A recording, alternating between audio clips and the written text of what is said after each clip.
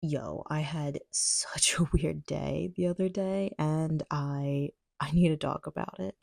This journal entry, I'm going to tell a story about a weird day I had this week. And then at the end, I think I'll get to the lesson I feel like I got from it.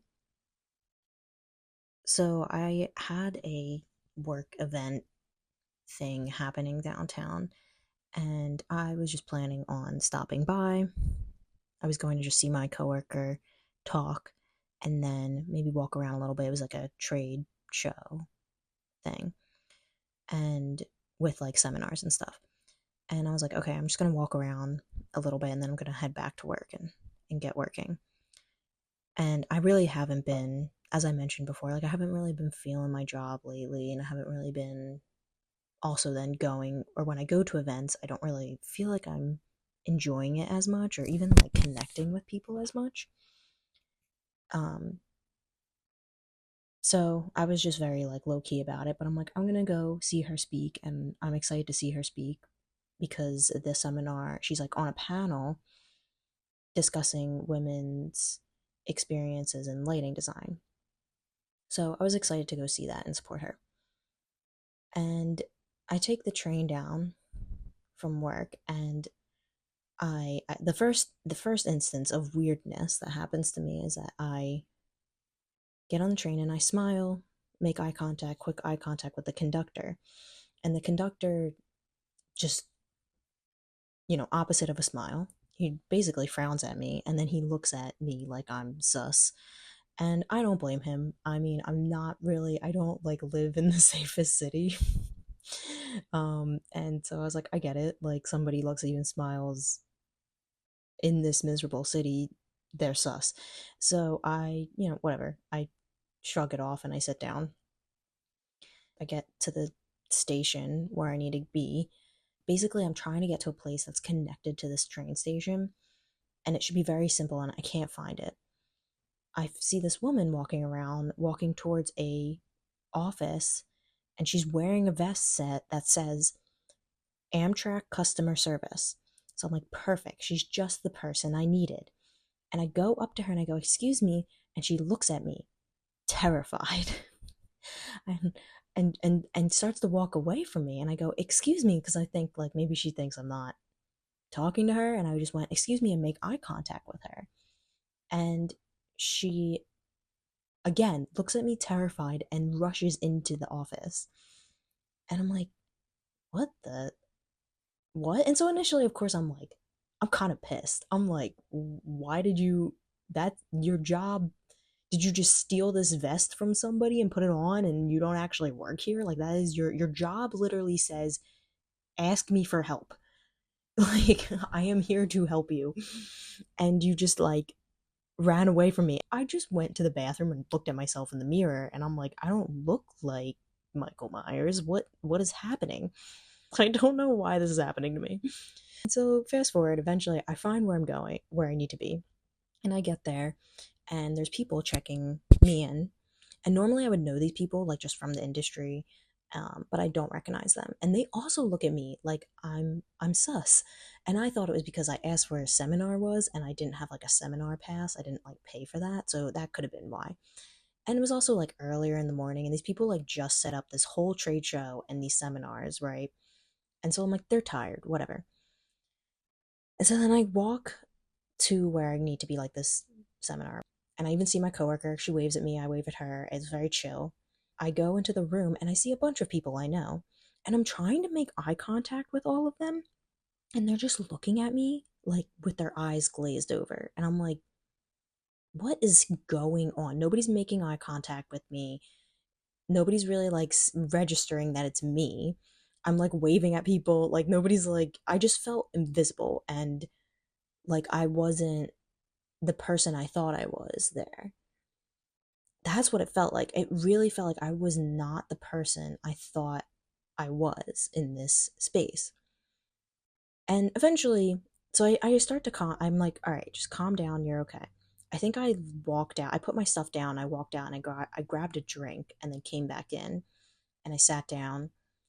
I was like surprisingly okay. Like I was just like chill.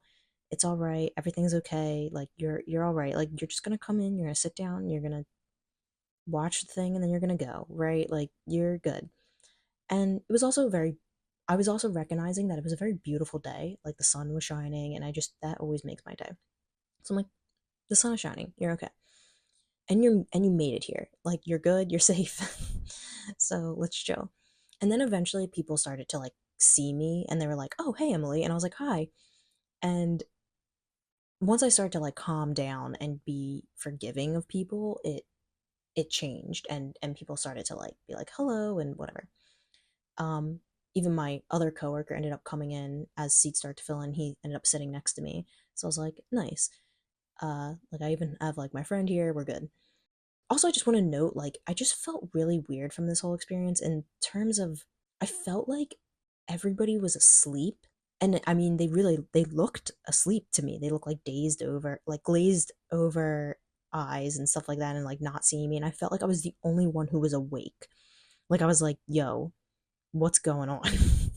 So anyway, the seminar starts, and like I said, it was the seminar specifically was like a panel of women talking about their experience in the industry. And it's supposed to be talking about like, maybe struggles that women have and like how they overcame it and stuff like that. And honestly, the conversation, just from the most part, really went off on a route of like, this could pertain to anybody of any gender or of any identity, right? It even went into a conversation that I'm very interested in, which is like the educational pipeline of students and how we get people into the design industry. I could talk about that for hours. That should be a completely different seminar. So they're talking about that and asking questions. People are asking questions. When it got to the question portion, it goes into that. And so then they're kind of starting to wrap it up and they're like, all right, are there any more questions? And they're about to wrap it up. And I just was like, I'm okay. At this point, I'm terrified. I'm terrified to raise my hand. I'm terrified to talk because it just felt like I was not being seen at all today so far. And if not even that, not even as invisible, but as like a threat. It felt like I was a threat to people. So I raised my, but I'm like, screw it, I have to do this. Like, I have to do this. Like, you know what? I'm already like in a weird spot already. Let's make it worse, I guess. And I raised my hand and I'm like, can we talk about women's health in the industry and what that's like for us? Because, there's a lot of issues that we have that aren't well known, and we don't want to necessarily talk about it to people. We don't necessarily want to bring it up, but sometimes we feel like we have to so we can explain ourselves, and you have to stand up for yourself when it comes to a circumstance where you have to leave early, or you can't be like sitting at a desk for like 8 hours during the day. And you kind of have to educate people on women's health, like already is like a separate thing compared to your job, and that's hard to do, especially when you're in architecture in a male dominated area of the industry. It's uncomfortable. So I mean, you don't have to have like, I wasn't really looking for an answer. I was just like, can we talk about this? And I saw people like shaking their heads yes, like around me, like kind of like, yeah, this is a good question. And then the panelists just look like, oh crap. How do we answer this question? It's a hard question to answer. But they came up with stuff to say. And then one of the people who organized it was like, at the end, like kind of wrapped it up like, that was a really great question. Thank you. Like, we sometimes we just don't know the answers, but like, this was really good that we talked about this. And after the seminar, people who, as we were like, I was like walking around, people who organized it, people who were the panelists, people who were in the audience, all came up to me and were like, thank you for asking that question. That was great. Like, the conversation was kind of going off track a little bit and you brought it back, like, or like, thank you for asking that. That was like a really great question to ask. And like, I would be too afraid to ask that. And like, just like this like whole kudos from like the universe, almost like being like, good job. Right, there was like so many people came up to me and they were just like, that was great, thank you for doing that. And even like one of like the people they wanted to have on the panel, who's like retired, is this like veteran woman, veteran in the field, and was talking to the question in the seminar as well. She was like, this is a great question, but like, she was like giving input. My coworker who was sitting next to me, like when we were walking out, he was like, Emily, we've got you.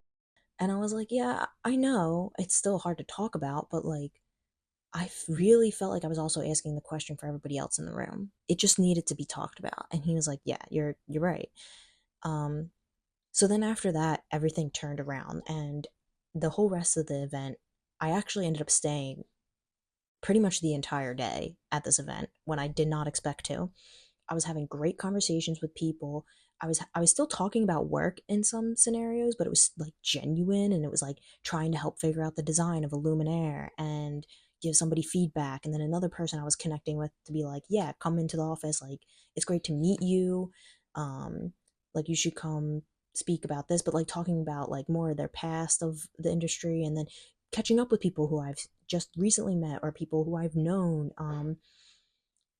Like talking more with somebody who I didn't know that well. Like I had this whole conversation with this guy about like cooking, and actually I was talking to him about a gluten-free diet, and he was like, "Wow, I learned so much from you from like today." Like all like there's all this like information around me and like education about lighting, and I learned so much from you about just like cooking and gluten-free diets. And I was like, well, you're welcome. But it was really funny. I don't care if this guy was like buttering me up just to butter me up, but it was good.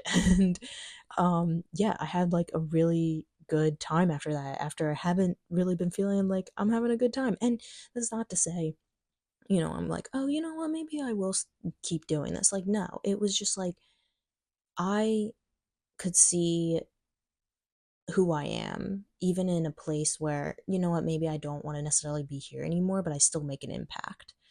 And I still, I can still find a good time with people, even if I'm not necessarily aligned with what's going on here, right? Like, yeah, maybe my job isn't to like completely figure out the 9 to 5 and make this work, but maybe it's to start breaking the glass a little bit here and start waking people up. Like, yeah, maybe I am taking this to the extreme. I'm not necessarily saying I'm some savior or something, but I know, and I've been finding more of my purpose, like especially with making these videos, and people have been coming up to me and being like, or reaching out to me and saying like, thank you for making this, or this really helped me. And that means the world to me, because yeah, of course that makes you feel good that you help somebody. Like, but I know that's always what I've wanted to do, is to help bring peace or happiness or whatever to somebody, while doing what I love. And I felt like I started to do the thing that I really want to do, even in this place that I know I want to move away from. And I felt like, yes, and I've been coming back to is like this speaking for people who who are too afraid to speak for themselves, but knowing their story enough that it's accurate and that I'm not just putting words in their mouth. Like I'm genuinely like feeling how helping them to feel validated. And I felt like I did that day. And it might, again, it might be to the extreme, but it was just, it was nice to have even that glimmer of it after I've been feeling so kind of like, not dead, but like sluggish maybe, and asleep. I've been feeling asleep.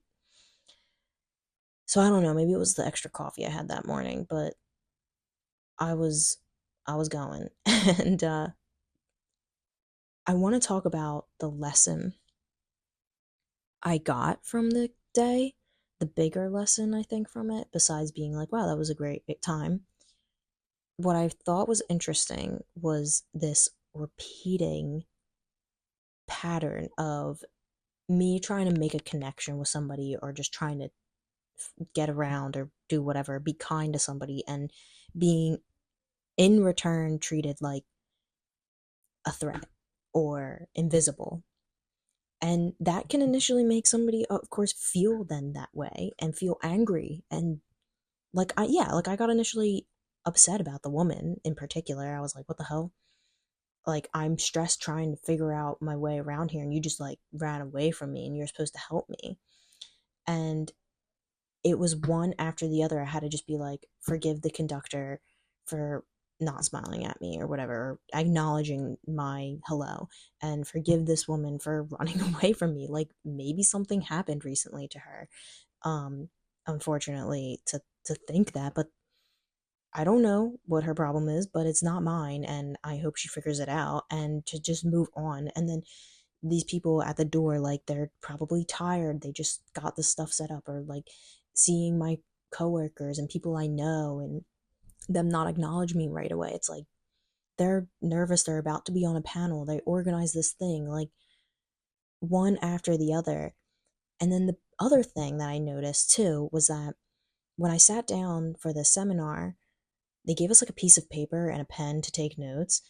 And I always think that's kind of funny because I'm like, dude, like, I'm a note taker. I'll bring my own supplies, okay?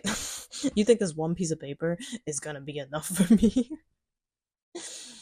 But I was like, you know what? I made like a little goal for myself while I was sitting there. I was like, during this seminar, I'm going to fill this entire piece of paper with sketches, so I can practice my sketching and it will help calm me down. And I'm really glad I've gotten into the mentality of being more patient with myself as I practice my sketches, because I think that's what gave me peace and calmed me down during this and allow me to be confident and confident enough to answer that question or ask that question. And like, just the idea of like doing the sketches, drawing little simple things, and then being satisfied with my practice and being satisfied with even doing it at all. And then I took some notes from what the speakers were saying. I was like, this is actually pretty inspirational. I'm going to write that down. And I felt accomplished. And so then by the end of it, and they're like asking questions, I was like, yeah, I've got a question. I want to, take advantage. It was so funny. As a joke, I was just kind of like, yo, I want to take advantage of these great women in the room, right? And be like, what do you like? Seriously, what's your input on this like extreme topic? I I want to know now that you're here in front of me. Yeah, it was just interesting. Then everything kind of like, I feel like there was like a wave, like like a wake up of like me just being like, hit, hit, hit, and kind of proven you can keep getting hit here, but you're that powerful that's like, all right, forgive them, go with grace, and move on, and take care of yourself and do something you like that makes you feel good, and then try again. And I tried again and I succeeded. I feel like that story could be interpreted multiple ways, but I thought it was very interesting and I wanted to share it. I think the biggest thing that I would share or give to somebody out of this is to go with grace and be understanding. Like, I would have done the same thing as these people if I was in those circumstances, if I was in their shoes, or if something like that happened, right? I could come up with an excuse for all of them. And even if you can't, you still go. You still go with grace and you move on.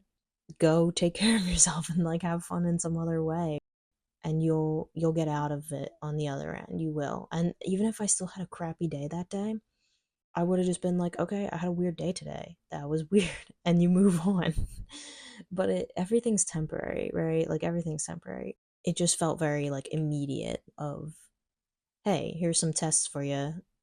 Some like weird things to start off your day, which normally makes it feel like, oh gosh, the whole day is going to be terrible. But I didn't feel like that. I just felt like, you know what? It's okay. I felt like a sense of peace, and then I came out of the other end with a good experience. So I guess, yeah, next time you're starting to feel overwhelmed by your day, or one thing happens after the other, try to find that pause and try to find that place to give yourself the time you need to reset, and recognize that you are aware and that you are awake and that you are acknowledging that something is off and that you don't like it like that. And that's all you need to do, really, is to acknowledge that, how you're feeling, and then be able to move on from it and keep going with your day and your life, and you'll figure it out. You'll get out of it. I think that's it. I think that's it for now, and like what I want to get out of that. You got this.